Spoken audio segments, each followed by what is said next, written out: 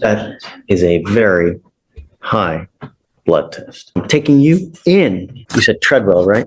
Yes, Judge. Okay. Page 18.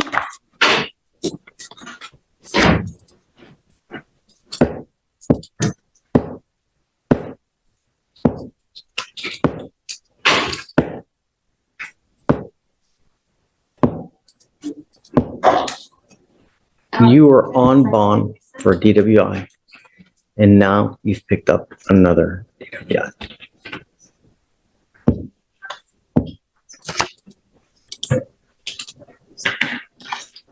We're going to do probable cause. You have the right to remain silent. Anything you say can or will be used against you. You have the right to have an attorney present. If you cannot afford one, one will be appointed to you, man. Yes, Judge. On October 23rd, 2024, the officer was dispatched to a major one-car vehicle accident in Harris County, Texas.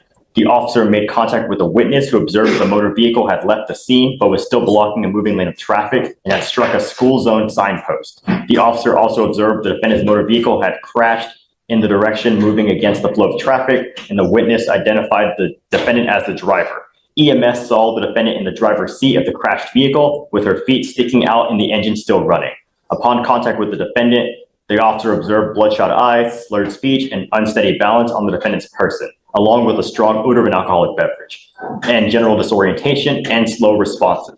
When asked about the accident, the defendant stated she may have fallen asleep but did not remember the crash occurring. The defendant admitted to drinking and consuming Adderall, and she said that she was the sole occupant and operator of the motor vehicle. The officers recovered 2 open alcoholic beverage containers from the passenger side floorboard. Drinking while driving? Yes, Your Honor.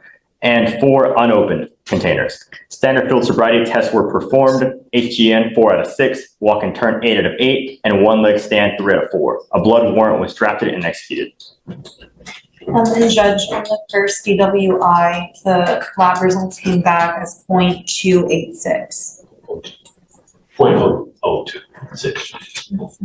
0.206, because there's a big difference. Is it 0.26? Yes, 0.286. Yes, Judge. Yes. Yes, Your Honor. That is a very high blood test. Can you run an NCIC? I'd like to know what other kind of criminal history she has, number one. Number two, did we have her sign a no driving affidavit on the first one? Because if she did, I'm going to have a contempt hearing.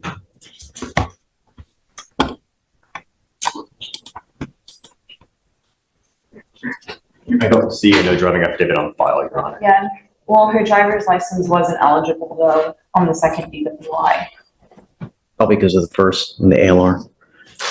Ms. Treadwell, I want you to be perfectly clear about something. I'm going to do everything in my power to protect the citizens of Harris County.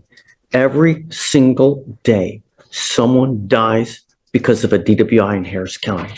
And I will do everything in my power to protect my city.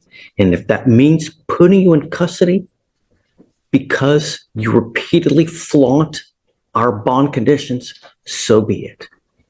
Now, I'm going to revoke your bond and I'm taking you in.